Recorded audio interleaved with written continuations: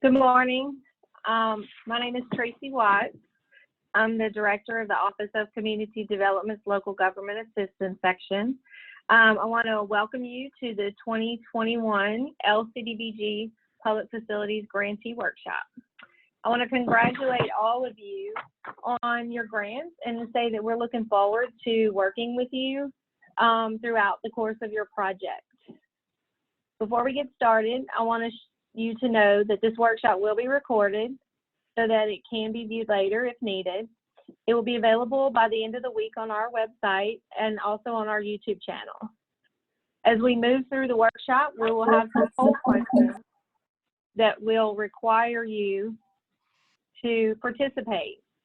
Please respond when presented with a question. Also, if you have any questions throughout the workshop, then please post those in the chat. Today, we will go through compliance requirements that apply when you use LCDBG funds. We require a local government official to be a part of this workshop because it is important that you understand your responsibilities and potential ramifications for not being in compliance. Over the years, HUD and Congress has become more focused on spending funds timely. HUD has changed processes that require states to spend the funds within a specific time frame, or the funds are removed from the state's line of credit. You will hear, you will hear discussion of benchmarks or deadlines that must be met throughout this process today, and it is important that you meet these benchmarks or deadlines. Many of the deadlines have financial penalties attached that could affect your ability to complete your project or the amount of local funds that you're required to put into the project. So please note those items as they're discussed today. We do understand that most of you have hired an administrative consultant and or an engineer to work on this project. However, it's important that for you to remember that the local government is the grantee. The local government is signing the grant agreement with the state and is the financially responsible party. Also, for those that were funded previously under the LCDBG grant program, I encourage you all to go back and review your previous monitoring reports to identify any problems noted in the past. Repetitive findings can affect future funding because it is an indicator of lack of capacity and is actually a rating factor for the FY 22-23 Public Facilities Program. It's expected to be considered for all future funding opportunities. So while some findings may not result in disallowed costs and are easily remedied, it is an indication of capacity issues when the findings occur multiple times or over an extended time period. It indicates the issues have not been corrected, and our office must take that into account for funding decisions in the future. I also want to say that you should make sure that your name has been changed to your full name to show as that reflected on the screen so that we can be sure to give you credit for attending the workshop today. So now we're going to start with our program. First up will be a representative from the Louisiana Rural Water Association. Our program requires that all grantees funded for sewer or water improvements have a rate study conducted and take the recommended action, if necessary, prior to funds being released on the project.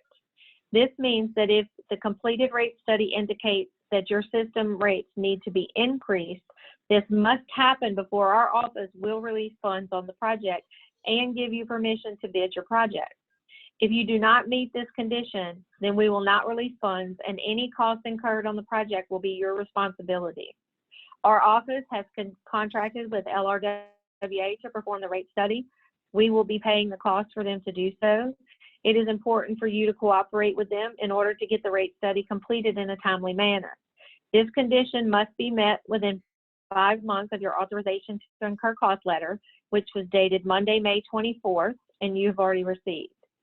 If for some reason this does not occur by the deadline of October 25th, 2021, which is your deadline to clear all of your grant conditions, we will review the timeliness of your cooperation with LRWA in the determination if penalties should apply. So I want to welcome Pat Crater, the Executive Director of the Louisiana Rural Water Association, and I'm going to turn it over to Pat. Thanks for being with us today. Thank you, Tracy. I appreciate the time, and also appreciate the opportunity to work with all these utilities. Um, I'm not going to say very much more because I think we all know who's doing the work here, and that's Rusty Reeves and my staff. So I'm going to yield my time to Rusty. I want everyone to know that if any one of you needs help, make sure you call my office or Rusty, and we'll be there to help you out as much as we can. So with that said, Rusty, you're on. Thank you, Patrick, and thank you, Tracy, for this opportunity. And I want to congratulate all the grant recipients and their endeavor here, and hope that their project goes well. From Louisiana Rural Water standpoint, on the rate studies that we do, we try to do these as quickly and effectively as we possibly can. It is very crucial that we get in touch with the right person from the beginning. So some of these projects were like through a police jury for a little water system in that parish. We need to know that contact person's name that we need to be working with. And that water system needs to realize that they need to participate in this process as effectively as possible. For most of the rate studies, they'll be done and be approved by your council or your board. Some water systems will be required to submit it to another agency. And we want to try to get all this done in the 5-month process that Ms. Tracy has identified. We do have our staff members assigned to the projects. And we'll be releasing that to our staff members this week, and they'll be getting in contact with the water systems probably first part of next week. They'll be sending you a packet, and I say a packet, it's a 3-page little questionnaire, more or less for you to provide your system contact information, and also a signature page here that authorizes us to do the rate study, but also talk to any of the lending agencies that you borrowed money from, or legislative audit, or anything that we need to get the information, even your engineer. We work in this as a team to get this done. And going forward, we may have to get on some monthly meetings that y'all have scheduled. And, so we'll be working with you, trying to coordinate, make sure we get on the agendas in a timely manner, and that we are on that agenda to speak that night to the board of the council. Anybody have any questions for me? No, sir. If not, Ms. Tracy, I think that's all. And like Pat said, if we can help you in any way, just give us a call. Great. Thank you so much, Rusty. We appreciate all of y'all's help on all these projects. Thank you, ma'am. So we're going to have our first poll question. Yes. And the question you should see it on the screen. What happens if it is determined that the rates need to be raised, but you choose not to? Do you continue with your current rates and keep the grant? Do you send us a list of all the reasons why you don't have to raise your rates, and OCD lets you keep your grant? Or does OCD not release your funds and your grant will be terminated? So please choose your answer and click submit.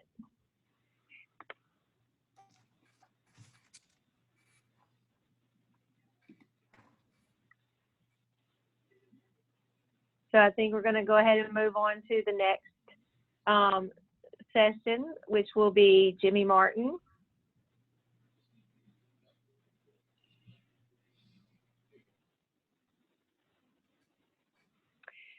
You can see that the poll results have shown some people did choose continue with your current rates and keep the grant, which is not correct.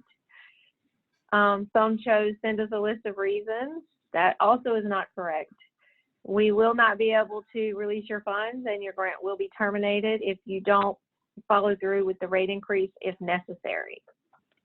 So, all right, we're going to move on with Jimmy.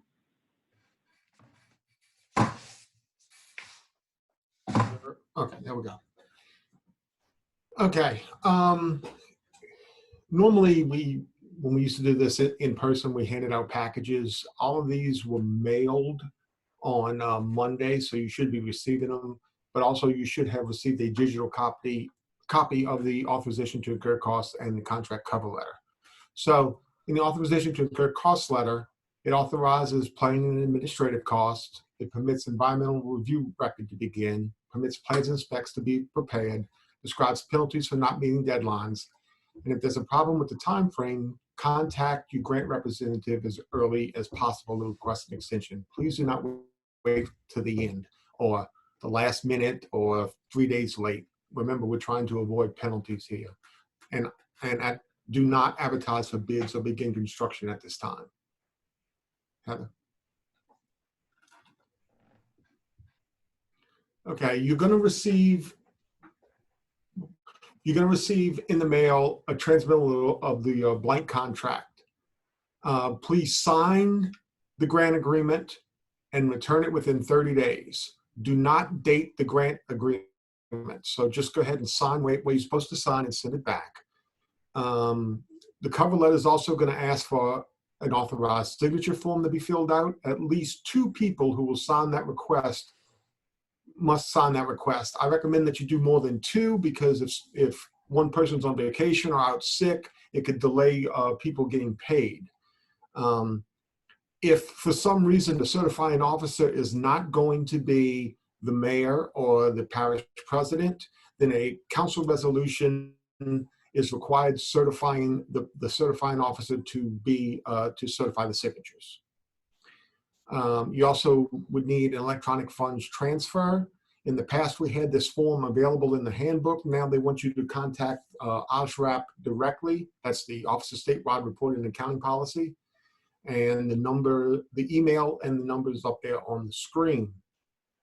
You also would need to send a copy of a voided check along with that EFT back to OSRAP. Request for vendor information form comes back to me, as does the W-9. So everything's going to come back to me, to my attention, except for the EFT and the voided check. However, if you want to also CC me on the EFT and the voided check, that's fine as well.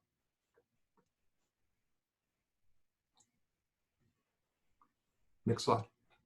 All right. Where are the forms? Our website has changed from what it used to be. And so, as you can see, the web address is up here. And down at the bottom, you will see that there's a link to the 2020 Grantee Handbook and also a link to handbook exhibits. Go ahead, Heather. And we have 2 loaded right now. I think more will be loaded shortly. But as you can see, one of them is a request for release of funds, and the other one is that authorized signature form. Okay. You will receive in the mail, you've already received a digital copy of the application revision letter in order to clear grant conditions. The 5-month deadline is October the 25th of 21. Financial management questionnaire, surety bonds, environmental review record. We recommend that the ERR get to us 4 months in advance, so that gives us time to review it, request revisions. You sign it because some of these forms, if we need revisions and there's an original signature required, it has to go back and forth because we want to give you permission to publish by October 25th, 21. 3-year community development plan, performance schedule, fair housing, and a Section 504 assurances. Anti-displacement plan and certification, revisions to the application that we may ask for, plans and specs, final cost estimate. That only has to be submitted by the deadline. These other things should be approved by the deadline. And any other documentation that we may request along with the LRWA rate study. We also, we're going to send you an application revision letter. And in that letter, there's going to be a paragraph for your risk analysis. And based on what level you're at will depend on what kind of TA or we will give you. If you've had, and this is based on many factors, one of which is how often have you had a grant? Have you had one recently? What type of performance do you have? maybe you're self-administering, that might be filled in. But if you set as a high-risk grantee, then we will come out and do an extra technical assistance visit. If you're a medium risk grantee, we give you the option. You can have us come out and do a technical assistance visit, or we can do it over the phone or by Zoom or whatever. And based on various factors, for a low risk grantee, you can just do technical assistance on an as needed basis. Good. And once again, my name is Jimmy Martin, and that's my number, 225-342-7412. If you want my direct number, it is 225-342-7421. Thank you. Hi, I'm Janelle Dickey. I'm one of the financial analysts with Office of Community Development, and I'm going to go over the financial management requirements with you. So for complete requirements and forms, you can see the grantee handbook, and I highly encourage you to do that. And it begins on page 7. General accounting guidelines, you need to maintain all of your source documentation, all of your evidence of expenditures of LCDBG funds paid to your contractors and other parties. Surety or fidelity insurance needs to be on all people signing checks, and that needs to remain current. And the best way to report LCDBG funds is in a separate capital projects fund or special revenue fund. And this is so that we can establish that funds were used for eligible activities, and more importantly, that they clearly were not used for ineligible activities. Okay, cash management and payments. You need to maintain a separate LCDBG bank account for each grant, and that should be used for both deposits and payments to your vendors. It should be a non-interest bearing account. You should use pre-numbered checks, and there should be 2 signatures on all checks, and these should be signed at the time of payment. Do not pre-sign. And the contract number should be included on all of your payments as well.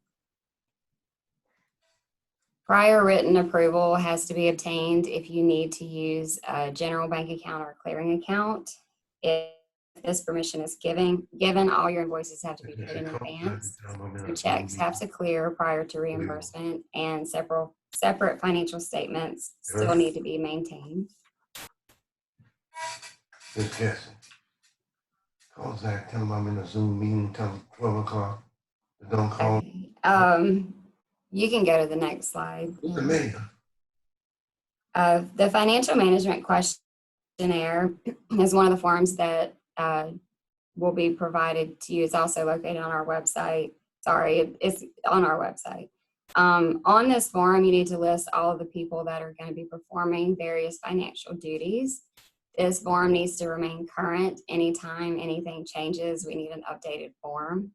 There needs to be at least 2 people signing checks, 2 people signing requests for payments, and the person responsible for preparing year-end financial information should have the knowledge to apply generally accepted accounting principles.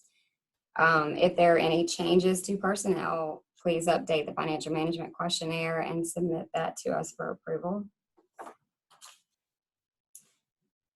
Bonding or other insurance is required for all people that are going to be signing checks. And again, if there's a FMQ update, current bonding also needs to be submitted to us. Okay, we're going to do a poll question, a second poll question. The question is, what type of funds are LCDBG funds? Are they state funds, federal funds, or private funds? We're going to give you a few moments to answer.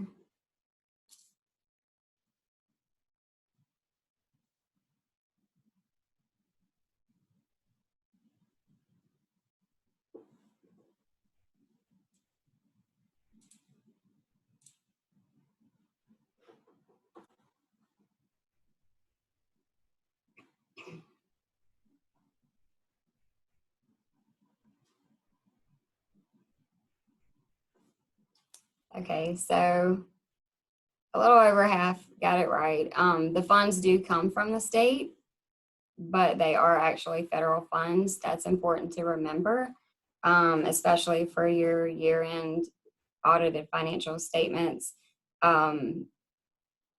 Because LCDBG funds are federal, they have to be included. Any expenditures that are made from LCDBG funds have to be included in the calculation to determine the level of financial report that you need.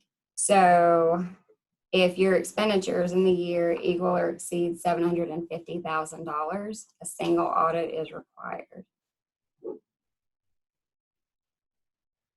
And that should be on the next slide.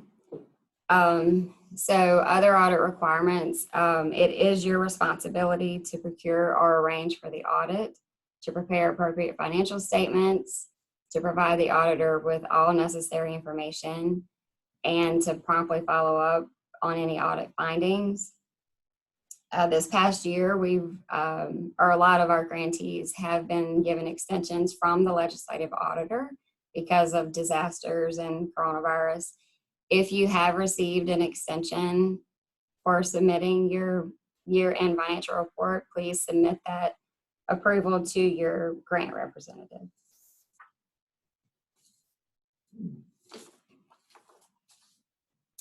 Okay, LCDBG funds should be reported separately in your year-end financial report. Revenue and expenditures should be clearly identified. Each project should be separately identified. And if your LCDBG funds are reported and are transferred to your enterprise proprietary fund or otherwise not reported separately, a supplemental schedule is required, and that should go in the back of your audit report. If your audit is not submitted to the legislative auditor within 6 months of your fiscal year end date, you will go on the non-compliance list. If you're on the non-compliance list, you cannot receive LCDBG funding. Okay, request for payment for your LCDBG funds. There is a form available on our website. The signatures on the form need to match the authorized signature form exactly. So any initials, junior, senior, that all has to be included if it's on the authorized signature form. If there's a personnel change, again, we need all new forms. This is what the RFP form looks like. And you'll need to fill it out, print out 2 copies, sign it, both copies in blue ink, attach all of your approved invoices, and mail it to the Office of Community Development.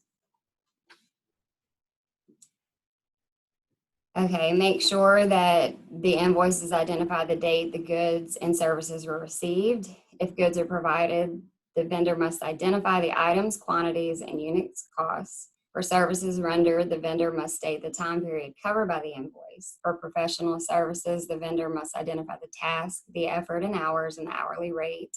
And the beginning and ending dates should be on all of the invoices. If other money is covering part of the invoice, each funding source and the portion paid by each should be shown separately. The invoices need to be signed by the person listed with that responsibility on the FMQ. You can monitor your LCDBG deposits through the OSRAP website. You, once you're on the website, which the web address is here, you'll click on vendor information, then vendor payments, ISIS. Then you'll enter your tax ID number and click login. You'll click the check all box and then click pay search. You'll select under the optional selection criteria, agency, the Division of Administration, and then click find payments. This will show all of your payments, and you can get more detailed information if you click on the check EFT number. The payee detail shows the contract number, the amounts, the dates that the payments were made. Okay, if your RFP is processed by Thursday afternoon, your money should be in your LCBG bank account the following Friday. When you're expecting funds, monitor your account closely so that you don't violate the 3-day rule. Each vendor must be paid within 3 business days of your receipt of funds. Okay, program income should never be received. If it has been, you need to contact the Office of Community Development for instructions. And for monitoring, we need all financial reports and bank statements from the beginning of your project to the end. And we also need copies of all checks. I say to the end, sorry. When we're monitoring, we need it through the most recent month ended, but we'll need copies of all of your checks, payments to vendors. And we need current bonding again. Okay, this is a list of frequent findings or concerns that we found on our grants. Unauthorized individuals performing financial functions. Again, all of this should be listed on your financial management questionnaire. If anything changes, send us an update. Not providing documentation of current bonding or insurance for people signing checks. Using a clearing account without permission. Using a separate bank account for deposits, but not disbursements. If you need to disperse funds from a general account, you have to request written permission to do that. Depositing other funds in your LCDBG account that are not related to the same project. Using an interest-bearing account, which is not allowed. Violating the 3-day rule. Make sure you pay your vendors within 3 business days. And not reporting LCDBG revenue and expenditures separately in your year-end financial statements. And also not ensuring timely submission to the legislative auditor of your financial report. If you have any questions, you can call or email.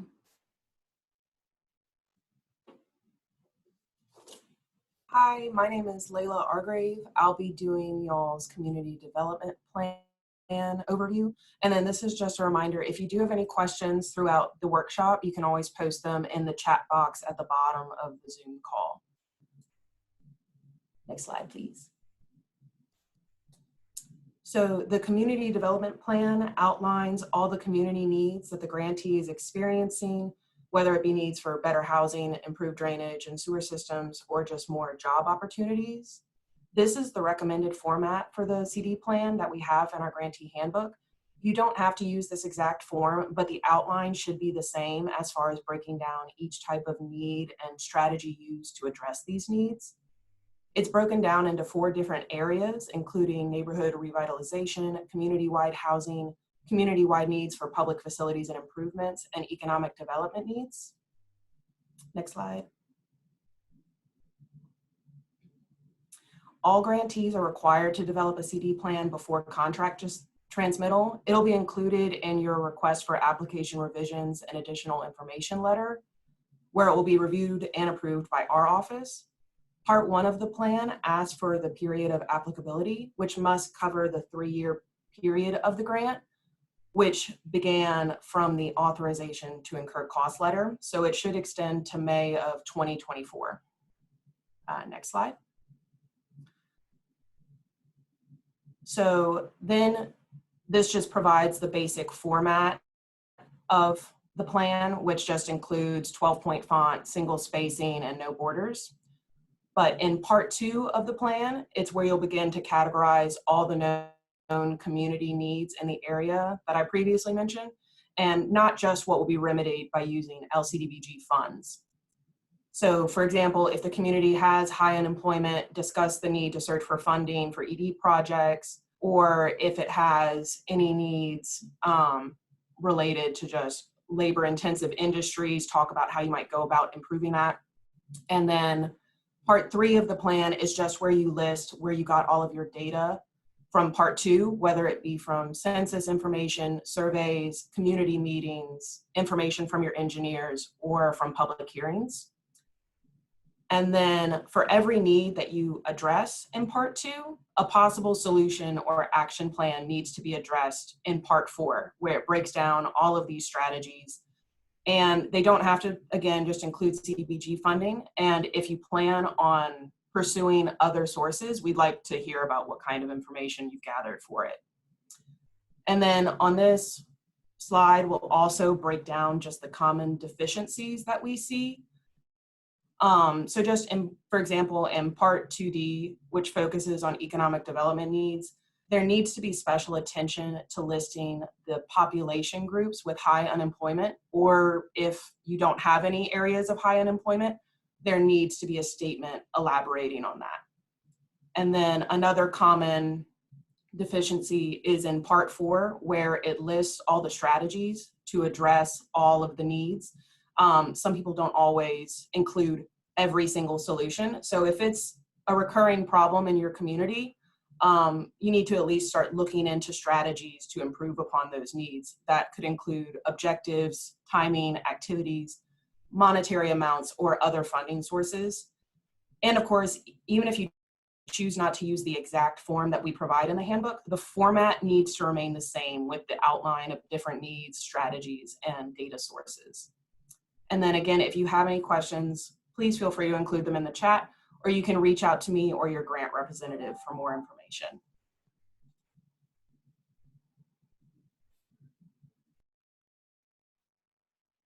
All right. Once again, my name is Jimmy Martin. I'm going to be covering civil rights. There's a major change when it comes to Section 3, so I'm going to spend most of my time on that. The other information is kind of the same, and we'll quickly touch on those. I really want to stress the Section 3 aspect because there's been some changes. The changes went into effect in November. Some of the things on the HUD website won't be active until July 1, but I'll explain that. Okay, the purpose of Section 3 is to ensure economic opportunities for low-income residents. And you need to notify Section 3 residents of employment and training opportunities and notify contractors of Section 3 requirements at the pre-construction conference, discussing both employees and subs. Okay, next. All right. In the past, Section 3 applied to the grant that was over $200,000. That was for the grantee, and then for $100,000 for any contractor or subcontractor whose contract was over 100. Now it's just blanket. If the grant is over $200,000, Section 3 applies. However, Section 3 no longer applies to administrative or professional entities. Section 3 reporting is now based on hours worked on the project and not new hires. New forms are included in the construction and the contract bid documents that you'll see in the handbook. And there's also there's a new text for the Section 3 compliance and provision of training, employment, and business opportunities. So when you're doing your bid documents, your plans and specs, make sure you pull from the 2021 handbook because things have changed. Also, there's a new form, and we'll get to it in a minute, a Section 3 utilization report for all the primes and subs required to pay retainage. Okay. All right, some new definitions. A Section 3 worker is any worker who currently fits or when hired within the past 5 years, at least one of the following categories. So the worker's income from the previous or annualized calendar year is below the income limit established by HUD. The worker is employed by a Section 3 business concern, or the worker is a youth build participant. A targeted Section 3 worker means any worker who currently fits or when hired in the past 5 years will live within the service area or the neighborhood of the project or youth build participants. And in this new reporting, 25% of total work hours should be Section 3 workers, and 5% of those total work hours on the project should be targeted Section 3 workers.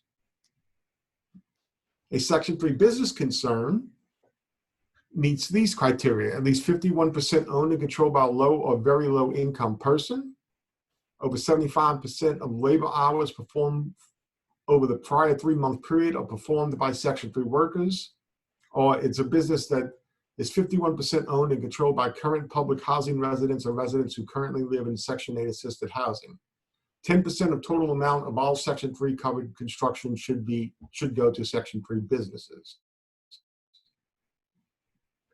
All right, the service area or the neighborhood of the project. Remember, in the past, when we asked that you do a search on the HUD Section 3 business registry, you had to do it for the parish to check to see if there were any Section 3 businesses within the parish. Starting July 1, according to HUD, when you go to the Section 3 business registry, it's going to start dealing with a service area. So the service area of the neighborhood of the project means the area within 1 mile of a Section 3 project, or which is going to be most of the time in our cases because we deal with a lot of rural areas. If fewer than 5,000 people live within that 1 mile of a Section 3 project, the circle expands until it's sufficient to encompass a population of 5,000 people, according to the most recent U.S. Census. Once again, that's supposed to go live July 1. You'll still go, from what we've been told, you will still go to this Section 3 business registry and you will put in the address or the location of the project and it will do that for you. Okay, next slide. Just like I said before, new hires are no longer tracked. The total hours by Section 3 workers will be tracked. However, monitoring and compliance in the past was handled by complaints and everything were reported directly to HUD's Fair Housing and Equal Opportunity Office. Now it's going to go to the local field office. Okay. All right. The Section 3 utilization report. This report we're going to need twice. We're going to need it one time when you send in the final payment for the contractor in order to pay retainage, and also we're going to want this again at closeout. And the reason we need that is because it's asking for hours, and we have to enter that information into the HUD database in order to close out the project. And if we pay the retainage and then we don't have this information, HUD's not going to let us close the project, and then we're going to have all kinds of issues. Certification for Section 3, just like before, normal advertising is no longer enough. You have to make a good faith effort. So if you still do we realize that most of these Section 3 goals probably will not be met, but you're going to have to document your good faith efforts, and you're going to have to let us know when you send in the utilization report. We'll ask you again when we monitor, what did you do? So, and we'll keep notes on that. So when it comes time, because if you don't meet the goal, HUD, when we enter into their system, is going to ask, well, what did you do? Just like on the old Section 3 document that we used to send in for a closeout, where on the back of the bottom page of the second page, it asks, well, what did you do to try to meet your goals? You're going to let us know in addition with that utilization report. Grantees should certify businesses and residents and keep them on file. We have still in the handbook, the resident employee opportunity data and certification for business concerns, seeking Section 3 preferences. Those even blank forms should be kept in the file in case somebody comes in and wants to certify. Once again, that utilization report is due when the retainage is paid and at closeout, and complaints are going to be made directly to the local field office now instead of the Fair Housing Office. And the local office can be found at HUD.gov. Document all of your attempts to satisfy Section 3. If it's not in writing, it didn't happen. Okay. Next. Okay. Now, for the rest of the presentation, nothing really much has changed. You're still going to provide a limited English proficiency. We started this in 2016. As you can see, there's some, you can do a full factor analysis. They have some frequently asked questions at those two websites on the HUD portal and at lep.gov that can give you some information.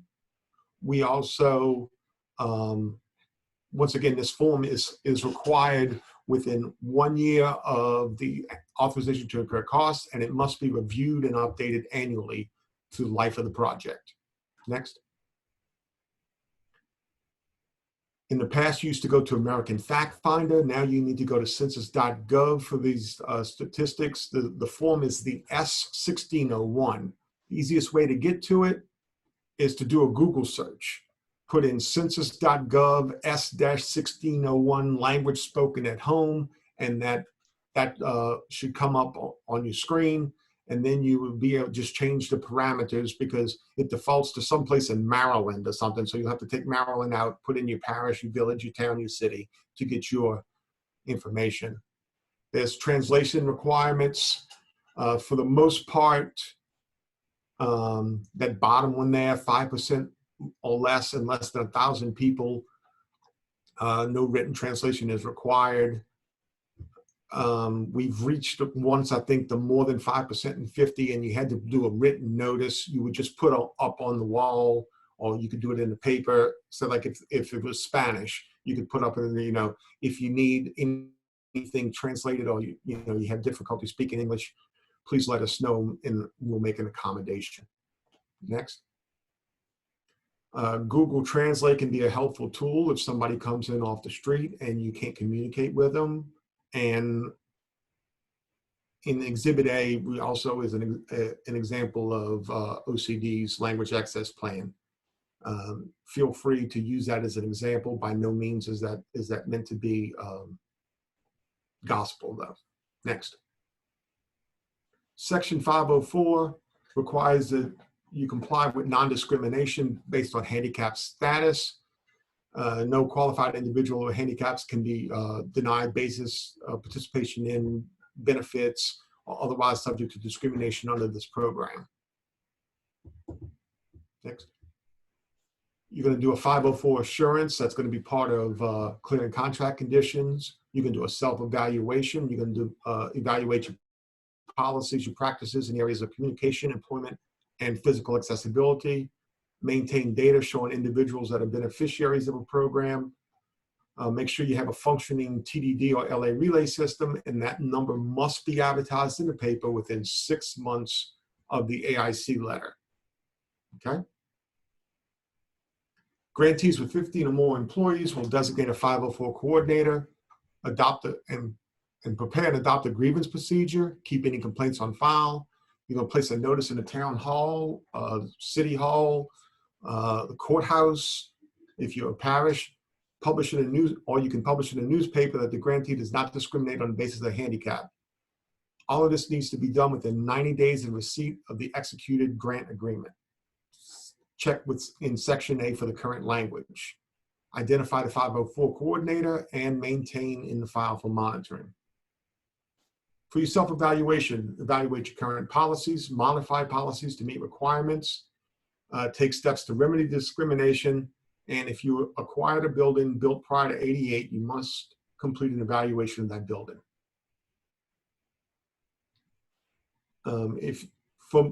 Pretty much for everybody, you've already done a self-evaluation in the past, so you're going to complete a summary of previous actions taken. An example is in Exhibits A section. You summary of your past plans, any deficiencies you found, and how you corrected them. You must do a complete self-evaluation if you don't have a complete summary.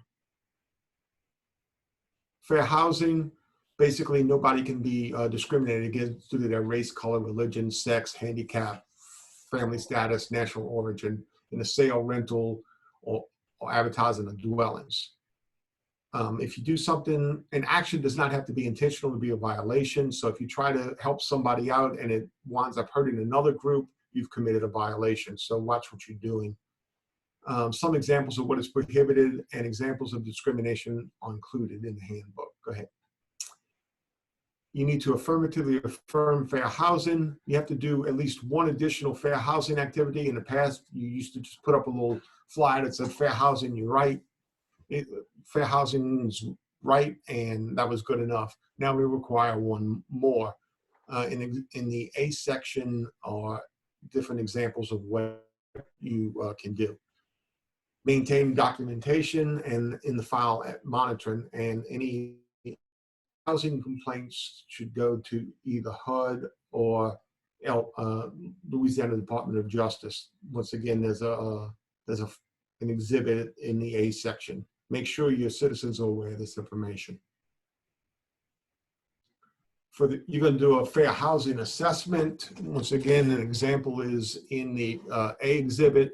Consider impediments, fair housing choice. Everybody must have the same access to housing, and grantees should be involved in preparing the assessment. Even though the consultant may be preparing the form, they should work closely with the grantee in order to make sure that it is the best document possible. And both the preparer and the chief elected official need to sign the document. All right.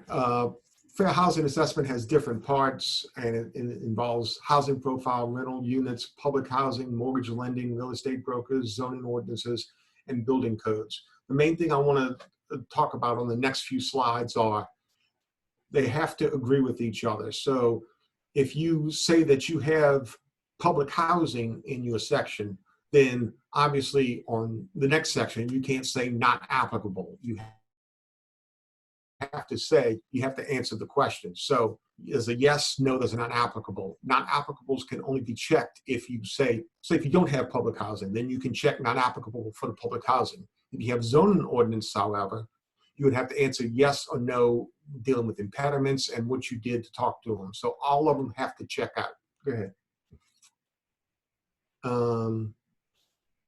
In part two, you look at the different areas and you figure out, do I have any issues, and who did I talk to? What did I look at to see if I had any of these issues? Next. Part three, once again, not applicable should only be checked if it's marked not applicable in part two. And once again, the assessment should be signed by both the preparer and the chief elected official. Fair housing assurance, this is going to be part of, to clear your contract condition. You're going to assure to us that there have been no findings made or open complaints with the HUD Fair Housing Equal Opportunity Office or Louisiana Attorney General, and that you would also notify us if a complaint is filed during the duration of the grant.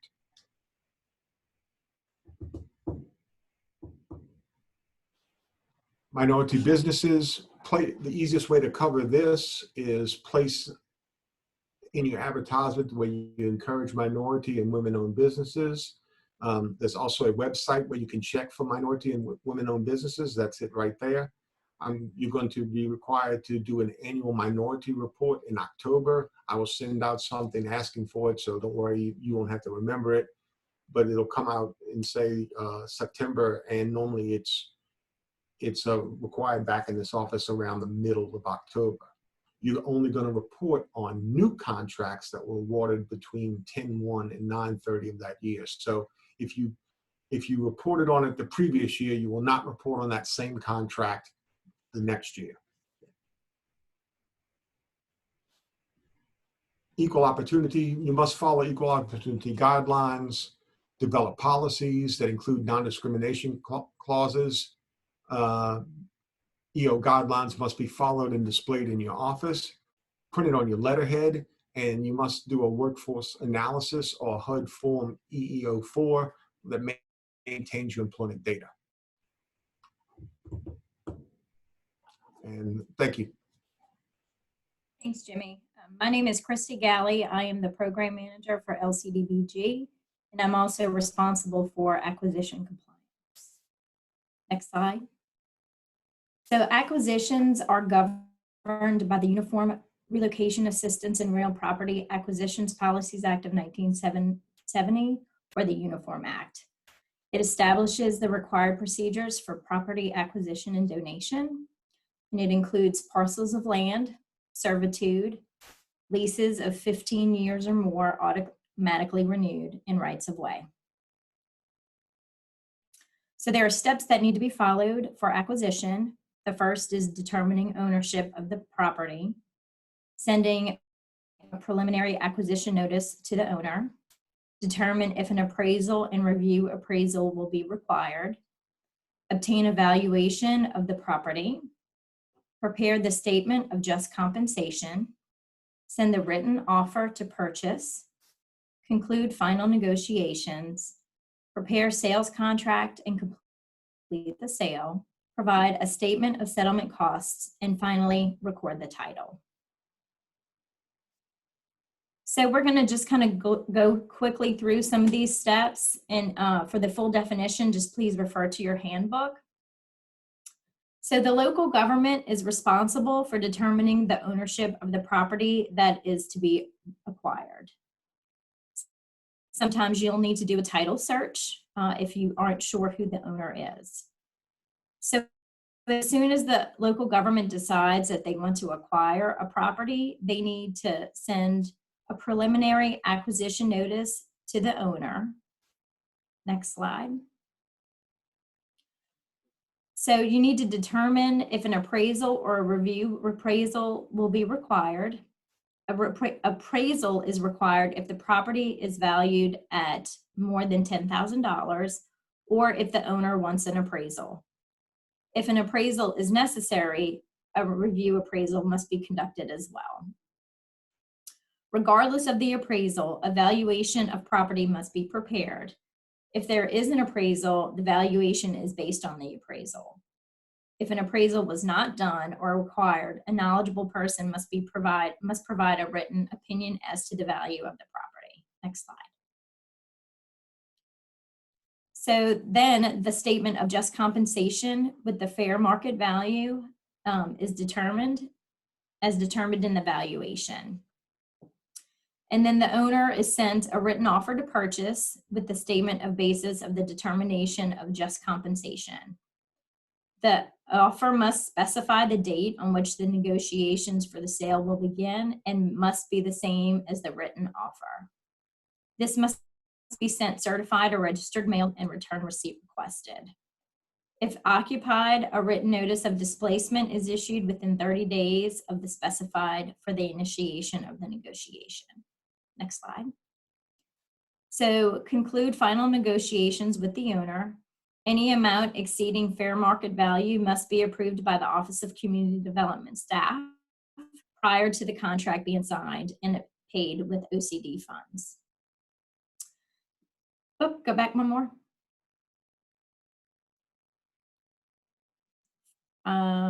Keep one more. One more.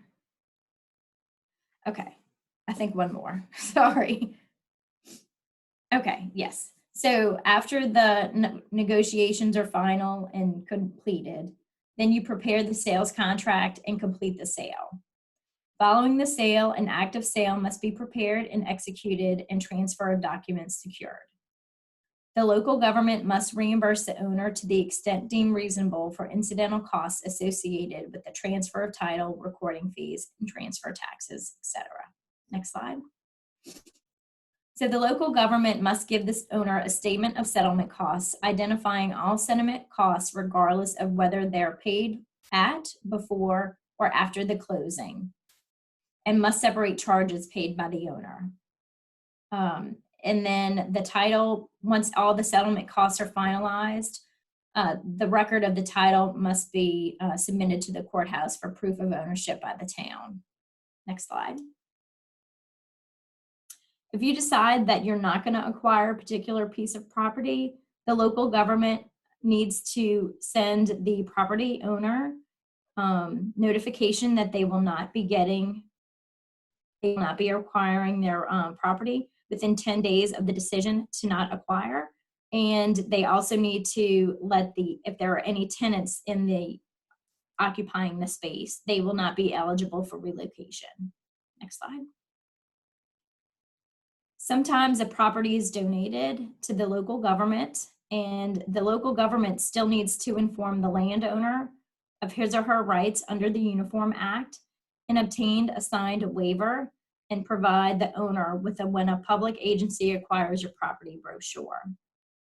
If an appraisal is not required, the owner signs a written waiver releasing the local government from its obligation to appraise and has been informed of his or her entitlement to no less than fair market value.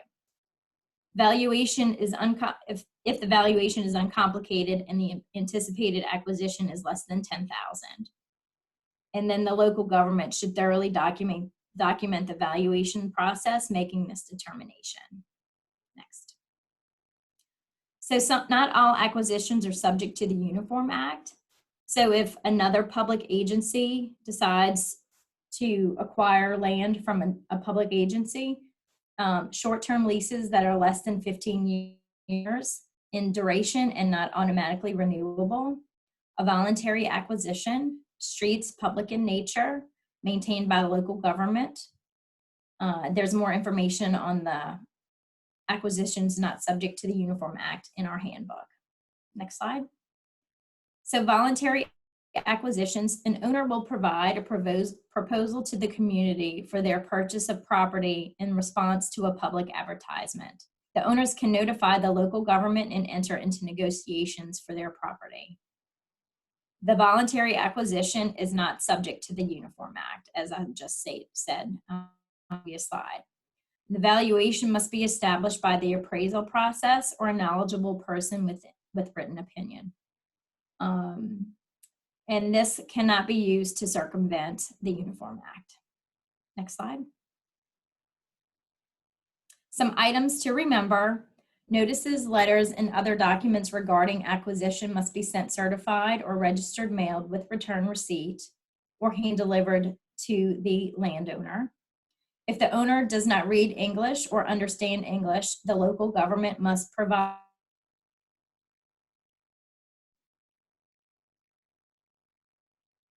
there's maybe 4 to 5 of you that do. Please provide our office with your acquisition timeline. And probably most importantly, construction cannot take place until all paperwork is completed and turned into OCD. Next slide. If you have any questions, please feel free to call me or email me. Thank you.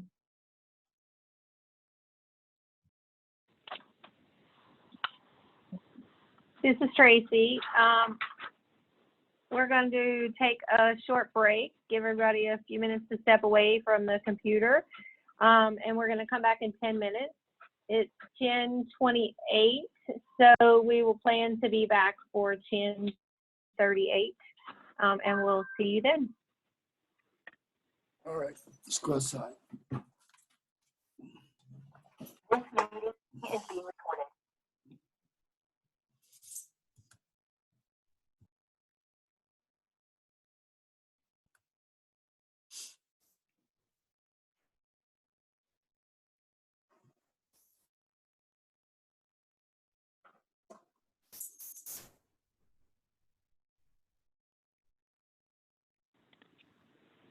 Okay, we're back. I want to also share with you that someone had requested that was the recording going to be posted on our website or sent to everyone. It will be posted on our website and also our YouTube channel, and I have put in a link to our YouTube channel in the chat if you want to go find it. So we're going to move on with the presentation with William Hall and procurement. Okay. Next slide. So the principal requirement in procurement is you have to have an adopted with these program funds. Next.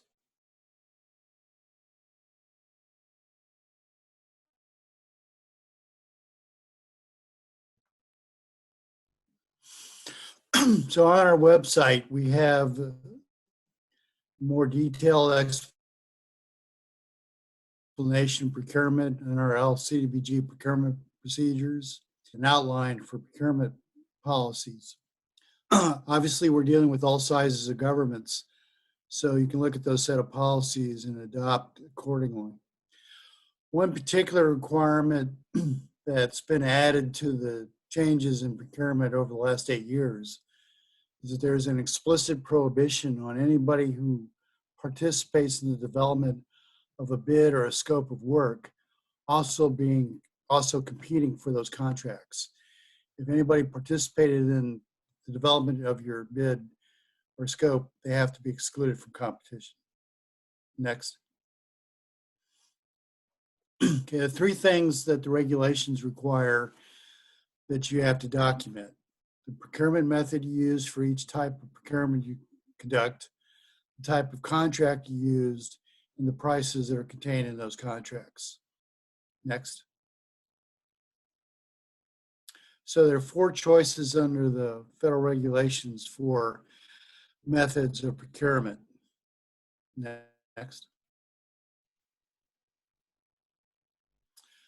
Micro purchase, small purchase, sealed bids, and competitive proposals. So micro purchases are purchases that don't involve competition or don't necessarily have to involve competition. Small purchase and sealed bids do involve competition where the contractor is selected based upon the price. Next.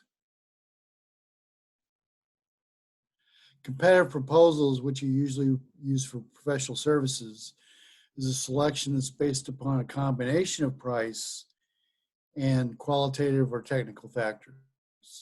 In Louisiana, when you contract for engineering, you can only use the technical factors. State law prohibits using price as a factor in selecting engineering services. Next. Okay. For your contracts, the federal procurement rules have three different types of contracts. Next. Fixed price contract, which is what all of your construction contracts will be, that are based upon a selection based on price, and the contractor will receive the full amount of that price upon satisfactory completion of the work.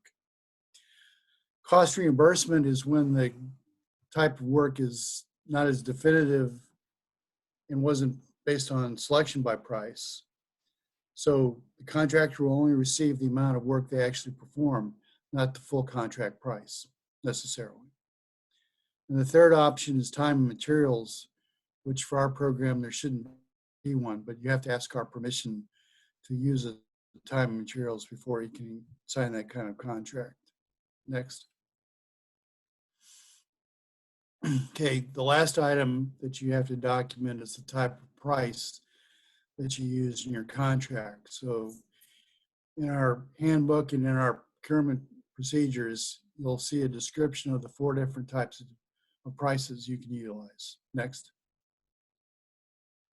Lump sum price is when there's a single item that was procured on the basis of price, and you pay your contractor the full amount of that price based upon satisfactory completion. The unit price is like a lump sum price, except there's more iterations of the lump sum price. And finally, there's billable hours, which typically is what you use for professional services. That includes incidental expenses along with the labor cost of the professional service. When you use billable hours, they have to identify the task performed, the effort, and the rate as part of the invoice. And finally, there's reimbursable costs, which are items in addition to, that are significant items in addition to professional service or labor cost. Next.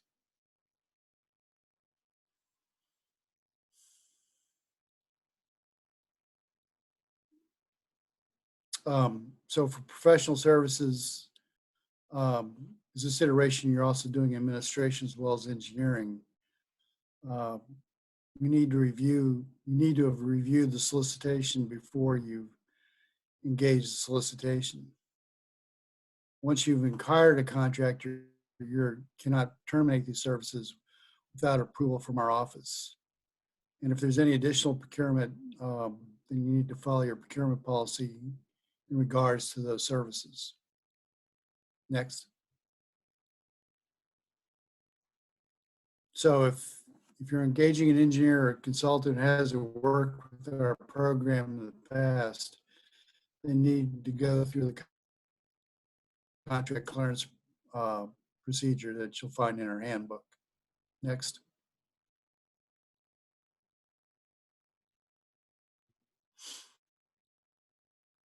So for the record keeping for our monitoring, you need a copy of all your, you need to see a copy of all the respondents that responded to the solicitation.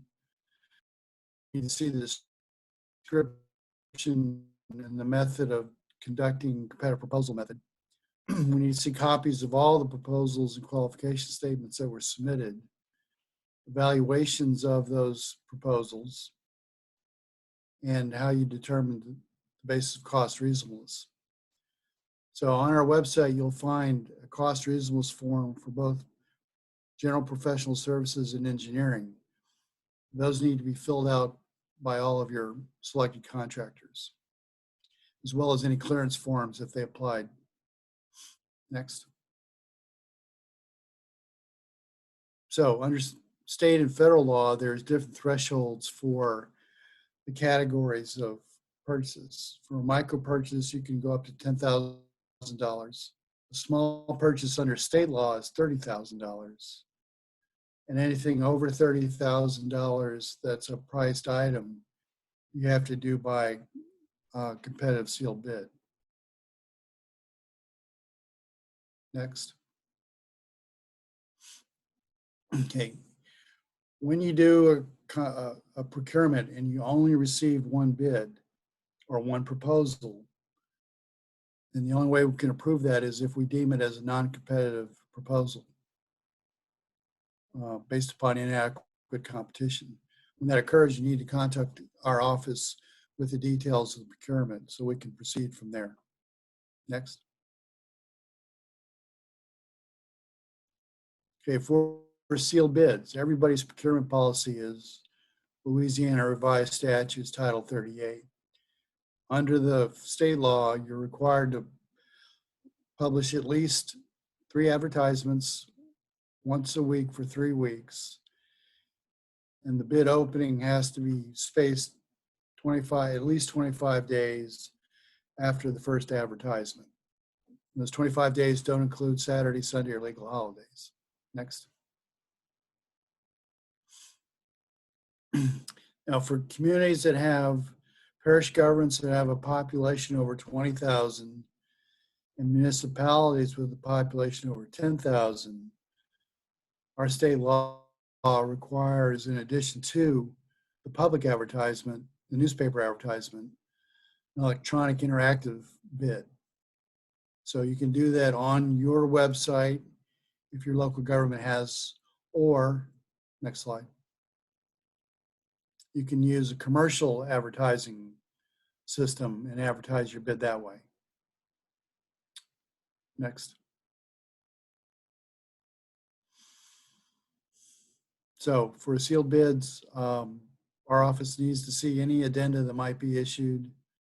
The items listed under the contract documents guide, Exhibit A39.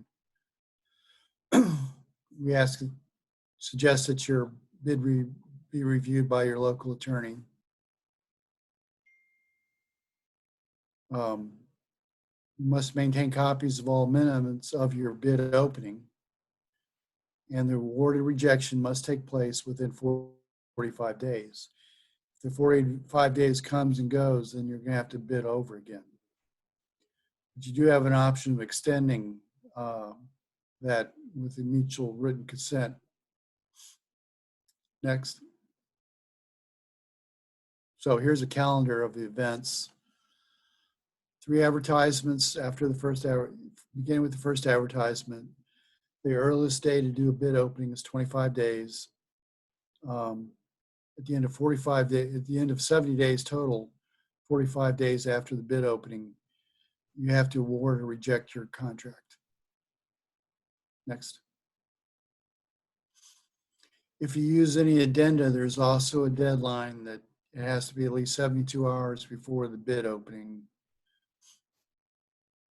as well as additional days following. Next. So if you have a situation where your bid exceeds the cost estimates, you need to contact the office engineer, discuss your options, which include rejecting all bids and starting over, reallocation of funds, having the local government inject the difference, or do a change order. However, OCD has to be notified and approve any of these steps. Next. So once you've satisfactorily completed your selection, you award the contract, execute the contract document, hold a pre-construction conference, issue the notice to proceed, and then continue with your project. Any change orders that occur during the project have to be approved by our office. Next. Okay, thank you, William. Any questions? Oh.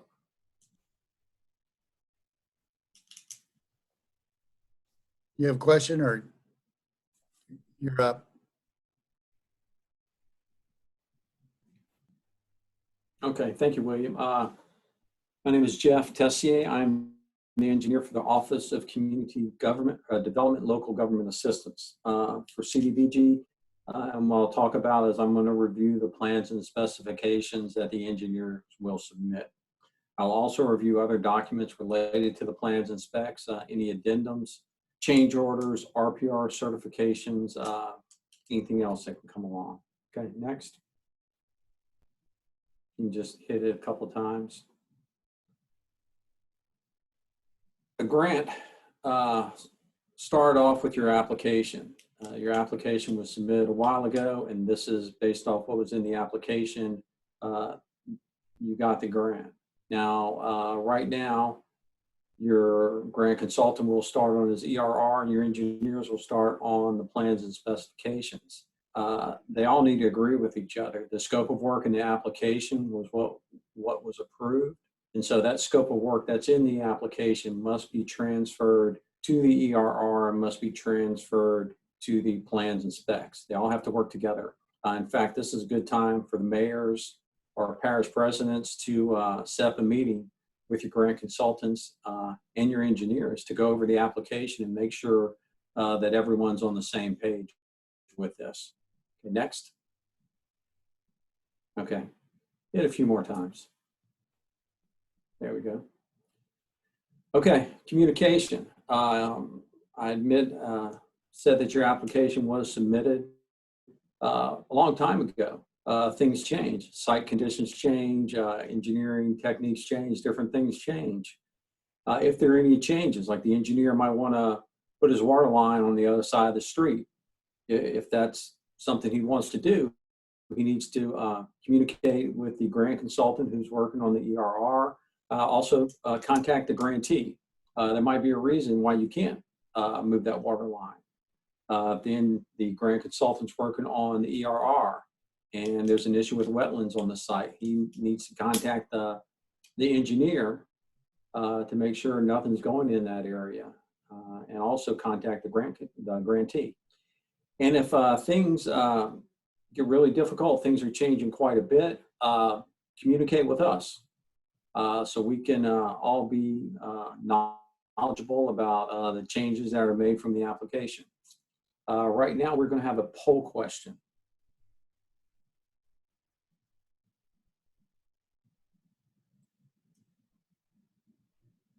The poll question is, how many times do you, the mayor, or someone on your staff get updates from the grant consultant or engineer during the design or construction of the grant? So during the life of your grant, how many times do you get updates from the consultant or the engineer? We'll give you a minute to answer.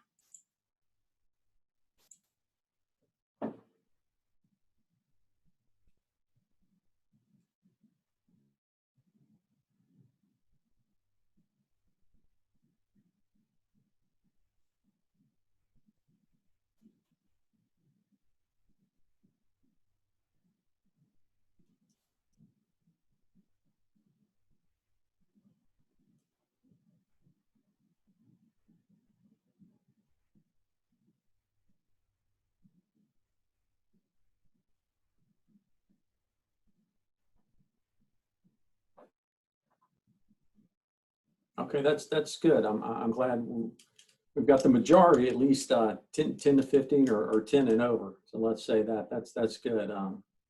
Yeah, there are some that are in the 0 to 5 range, which is not so good.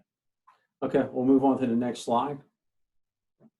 Just to kind of drive this home, just think of a grant as a three-legged stool. You've got your application, your ERR, and your plans and specs.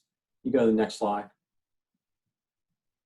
they all have to work together, or we've had lots of times where we've had problems where we had to redo lots of things. So keep this in mind. Like I said, it's a good time for the mayors to meet with their grant consultant and their engineers to make sure that we're all working together. Okay, next slide. This is things the engineers are working on right now, or about to start working on, and will submit to me. They will submit to me plans, specifications. I need an updated cost estimate, and hopefully that those items in the cost estimate are going to match the bid form, because the bid form should be the latest quantities on the job. If you have a water or sewer project, I need to know that you transmitted those plans and specs to Louisiana Department of Health for their permit. And any addendums must be submitted to me, even if it's just delaying the bid or a new wage rate. I need to see all addendums. Okay. All right, hit again. One more slide down. Hit the button again. There we go. Okay, change orders. You know, things happen during construction, and so we need to see a change order. Real critical part, besides, you know, get your math correct, give me the reasons why you're having it, is the signatures. We need to get in a certain order. None of this has changed, but it's good to go over it again. Engineer and contractor, sign and date the change order. Submit the change order to me, and if I approve it, I'll email it back to you. And then after that, you get the mayor or parish president to sign and date. Make sure the date's after me, because sometimes the mayor or parish president will, you know, try to sign it the same date as the engineer or the contractor, but we don't want that. So it's the engineer and contractor, then my approval, and then we go to the mayor or parish president. Okay, next. One more. There we go. Lots of things have changed over the years. Pretty much anything now can be emailed in. Change orders, addendums can be emailed in. RPR certifications can be mailed in. But I do still need plans and specs. I need hard copies of that. I'm gonna let this go to voicemail. And anything with large attachments, like a lot of times we'll have addendums with revised drawings. So anything with large attachments, please mail that in. Next. Okay, this is a relatively new form. We've had it for a while. This is what we've set up, and you can go to the next slide. To streamline the process to qualifying a resident project representative, instead of qualify them for each project or each grant, we're going to qualify them once. So after a resident project representative is qualified, there's no need to resubmit the certification or resume again. Once he's qualified forever in the CDBG program. We'll have a database set up. So when you're monitored, our monitoring team will check the database ahead of time to make sure that an approved RPR is signing the inspection forms. And I think that's it for me, and we're going to go to Phoenicia. Good morning. My name is Phoenicia Favorite, and I will be presenting on the environmental review record. The federal requirements, there are different requirements for different sections of the environmental review. The primary regulation governing the environmental review process is 24 CFR Part 58. And the grantees must also implement the compliance with the National Environmental Policy Act of 1969, also known as the NEPA Act. All projects should give special attention to 24 CFR Part 58.32, which involves project aggregation. This is especially important for economic development projects. Program requirements. As we stated earlier, you have 5 months to clear all contract conditions. However, we expect for the environmental review record to reach our office within 4 months so that there's sufficient time to review it And also, if any revisions are needed, we can get those cleared up in time to meet all contract conditions within the 5 months.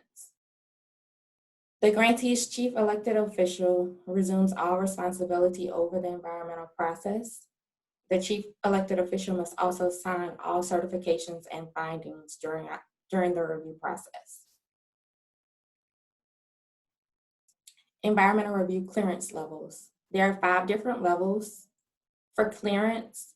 Exempt projects, categorically excluded, not subject to 58.5, categorically excluded activities subject to 58.5, environmental assessments, which those are the most common projects. These are for new construction as well as substantial improvements of more than 20%. And there's also the environmental impact statement projects. The next 2 slides review the comment periods for the notices before and after the request for release of funds. So once our office gives you permission, you can either publish, do a publication or post your combined notice. For the environmental assessment, you have to publish it for 15 days or post it for 18 days. So if you post it on June 4th, your request for release of funds should be should be signed the day after your 15 days or your 18 days.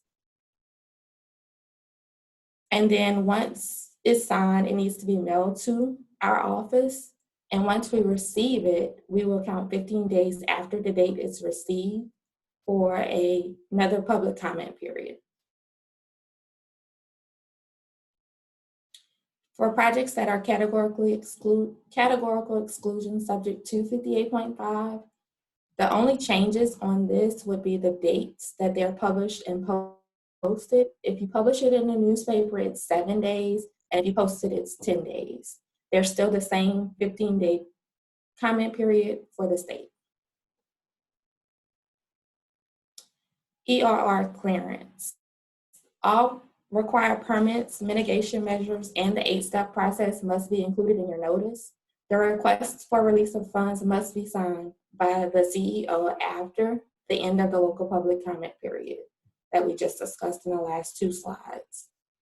All activities must be environmentally cleared, including those funded by private funds. So until the state has sent you a clearance letter approving your request for release of funds, neither a grantee nor any participant can use the funds, public or private funds, and can be undertaken on the project. So the regulation is triggered when the grantee's application is submitted to the state. Revised environmental review records. If the project site, location, or the scope of work changes after the clearance, then the ERR must be amended. All compliance areas must be reconsidered, and all notices that were sent to the agencies must be contacted again. OCD will review all changes once submitted and issue a new clearance. For environmental assessment projects, if there's no change in the determinations, they only have to submit the revised ERR. And if there are changes or a new activity or location is added, then they must post or publish the FONSI notice again. Some common errors that we have with the environmental review records: all maps must be included, and they also must be mentioned on the statutory checklist. And in the project description, it should state whether the project is site-specific or not, and list all of the proposed activities. Whenever a tribe requests something, either by email or mail, it must be followed and included on your statutory checklist. All forms must be signed and dated by the chief elected official.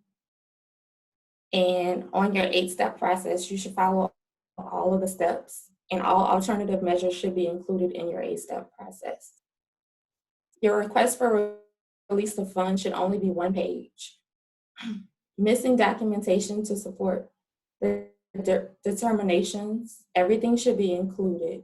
So on your statutory worksheet, if you list that something is needed, it should be included on your statutory checklist. Also on your checklist, if there's something in the compliance finding section, there should be source documentation listed in the second column, and those dates should match the dates in the compliance finding section. Please make sure that you review your entire EOR before you turn it in. This will help to minimize errors. The staff that review the environmental review records are Phoenicia Favorite and Layla Argrave. And that's my contact information if you have any questions during the process.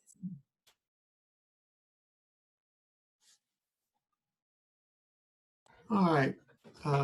Once again, my name is Jimmy Martin, and we'll be dealing with labor now.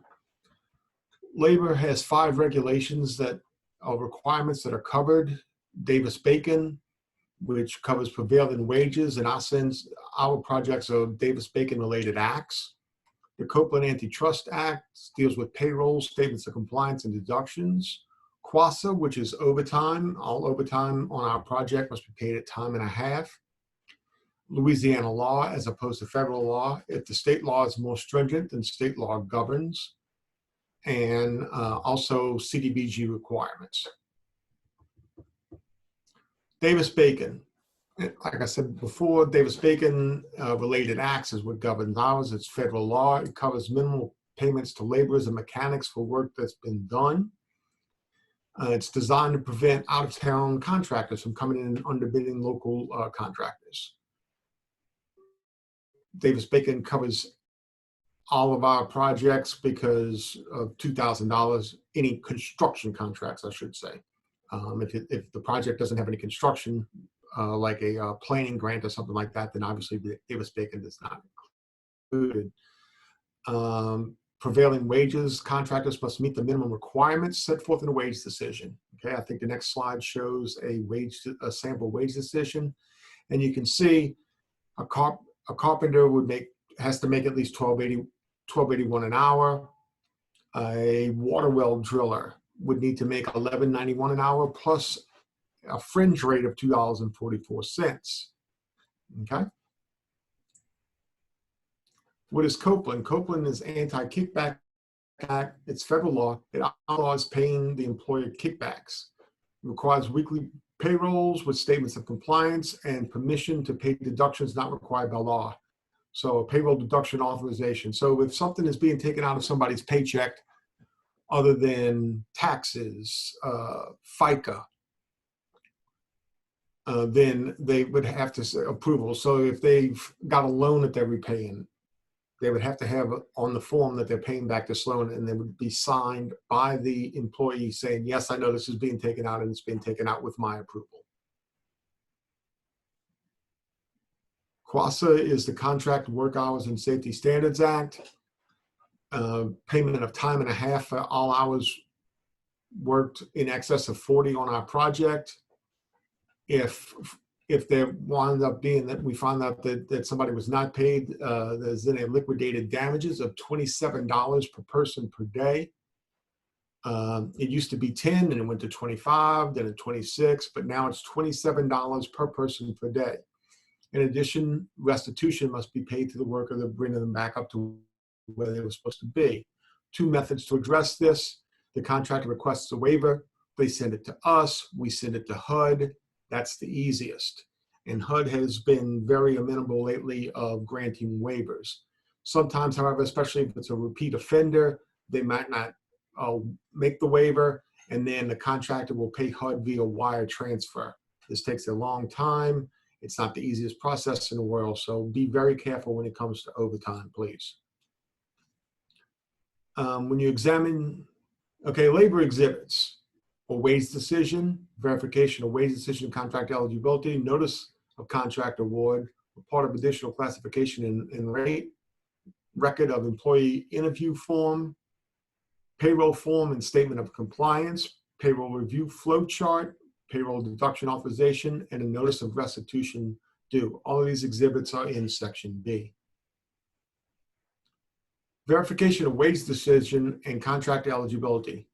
You advertise, you get your bids, you want to go with the low bid, you fill out this form. It should include the DUNS number for all known subs at that time. Must receive proof of an active DUNS number prior to any sub or contractor beginning work. You don't want to find out later that they're off the job, you can't get back, and then money's going to have to be paid back. We're trying to avoid that at all costs. If a subcontractor is added later because you didn't know at the time who all the subs would be, that subcontractor's DUNS number must be active prior to that sub beginning work. And we must be notified of that new sub. This is the verification of wage decision and contract eligibility form. Once again, it's in section B, and you can see highlighted there for the DUNS number of the prime, the anticipated number of subs, their names, and the DUNS number for the subs. Chronological steps: you obtain a wage decision, you prepare the bid documents, you advertise for bids. You have a 10-day responsibility, 10-day call is no longer required. Have the bid opening, verification of contractor eligibility. That form was revised to include the subs, like I showed you a couple slides ago. You award the contract, send the notice of contract award to my attention. You have a pre-construction conference. Those are now required again. At that pre-construction conference, when talking to the contractor, you may say, oh, I need a paver operator to work on this project, and it's not on the wage decision. That's when you would request additional classifications. Those would be sent to me. You also going to conduct employee interviews, examine the payrolls. Payroll should be submitted weekly, and please don't let them get too far behind, because if there's an error, it tends to stay an error from week to week until you look at it. And you definitely want to get those examined before they leave the site. Corrective actions such as restitution and liquidated damages. At closeout, you're going to complete a labor standards enforcement report. We're going to monitor, labor standards enforcement report would be required if you find any restitution liquidated damages. We're going to monitor the OCD staff and corrective action to address the findings of deficiency. And then at closeout, you'll submit a final wage compliance report. To find a current wage decision, you're going to go to sam.gov. This website has changed a little bit starting this past Monday. However, you can still look up the wage decisions by going. I believe they're finally getting off of the beta test, so you can still look them up. It's easy. For the wage, this is once again for the wage decision, you're going to select the state, select the parish, what type of construction type, and it will pull up the current wage decision. This is the compliance section of a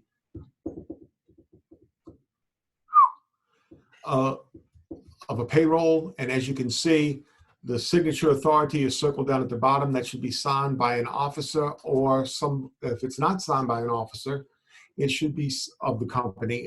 They should have permission given to whoever does sign that. For the green circles, if there are fringes that are being paid on this project, box A or box B should be checked as to whether they're paying the fringes into an approved plan or if they're paying them cash. And the top, the signature party, it should be up top as well. This is a report of additional classification. You'll fill out the top portion only. Once you get to check all that applies, please stop there, submit that form to me. For payroll this is a payroll deduction authorization.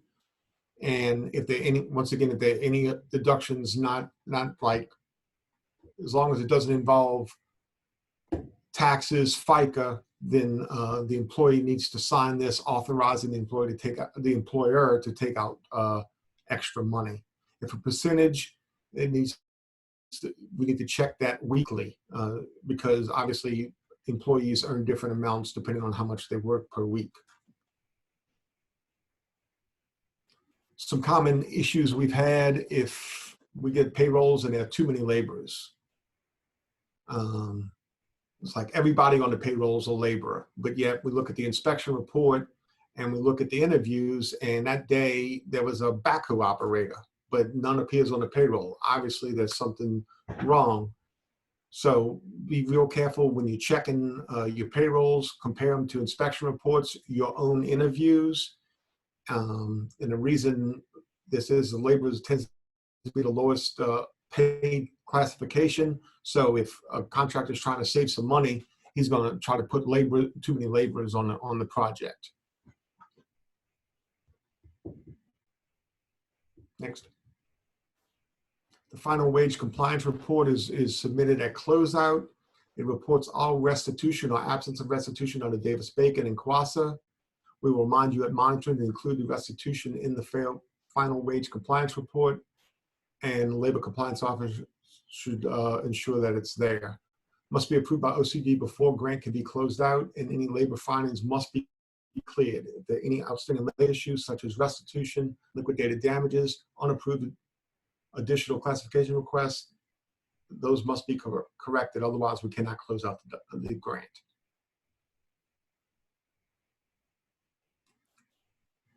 Thank you. Good morning, everybody. I'm Heather Paul. I'm the Assistant Director here at the Office of Community Development. Thank you for your patience. We're running a little bit long, but this is the last section that I'm going to go over with you. So the first thing is about monitoring. The first step of monitoring is the desktop review. When your grant is drawn about 25%, the funds have been drawn about 25%, you'll get a letter from your grant representative asking you to fill out a form, certify that some things have happened, and send in some documentation. We are going to review that to see that you're in compliance, so far, but there's nothing that we need to fix or, go back and rectify. So anything at that point is not a finding. We're just offering technical assistance. So it's really to help you and to help us reduce the findings for each grant. We have copies of the checklist in section E, so you can see it. They're also available on our website. You have 30 days, though, once the grant rep requests the information to send it back in to us. If there's an issue, please make sure to reach out and let us know. And then when your funds are drawn to 50% or around 50%, we start contacting you a little bit earlier just to get it set up. Our staff is going to come and monitor you on site. So they're going to do a deeper review with more information. They're also going to visit the project site, and they'll come in a team. Right now we have some new employees too who are in training, so you might get more than what we normally send just because we're trying to get everybody trained up.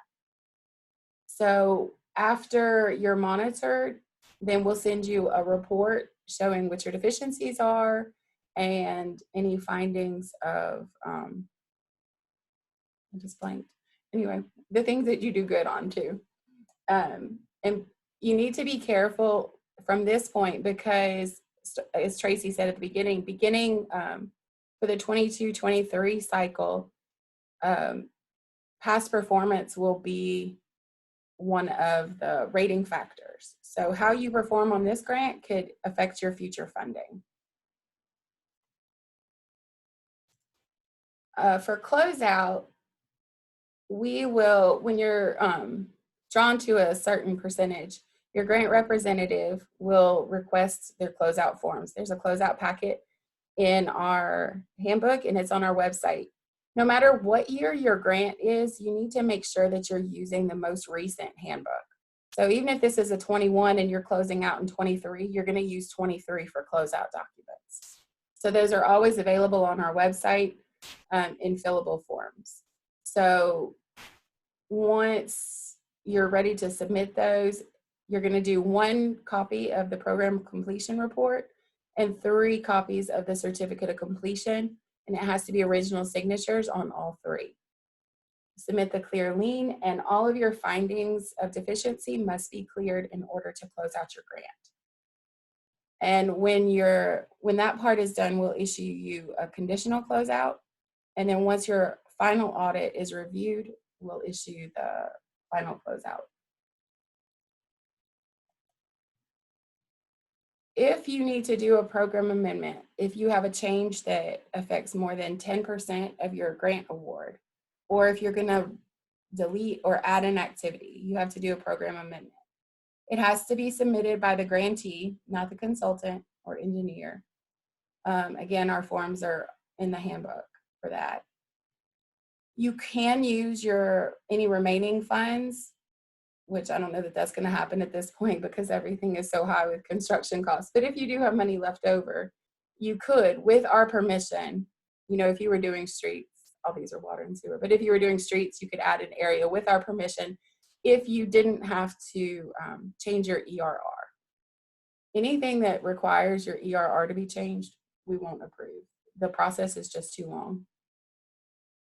Some changes that become necessary for project implementation do not involve a change in scope of work or a number of project beneficiaries, and they wouldn't require full amendment. You can contact us, again, put it in writing from the grantee and send it to us, and we'll review those.